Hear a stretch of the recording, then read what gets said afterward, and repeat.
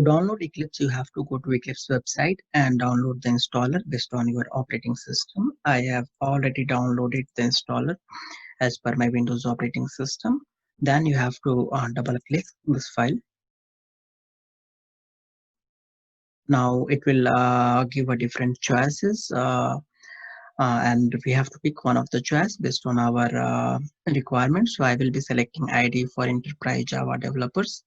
I have selected this, and here this is the JDK which we have installed already in our system. So if you have installed a different version, you need to select that, and this is the installation folder, so where it will be installed. So I prefer to keep everything inside the user folder, and I have selected my user folder here, and I have to click install. So while installing, it may ask for some permission or it may ask to accept some certificates. So you have to allow that.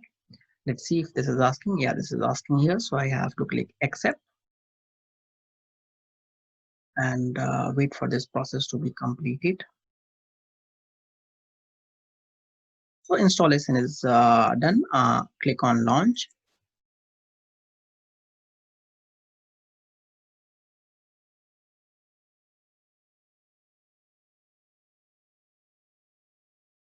Just allow a moment.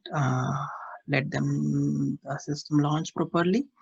So you can see this is the workspace folder. So I'm just clicking launch with the default folder just to show this is launching properly.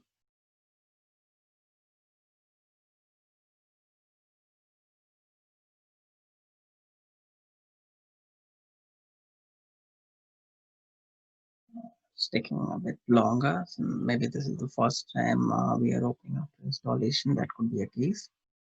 And here we are. So you can see that we have installed Eclipse and it's launching properly with the latest Java version, which we have already installed in our system.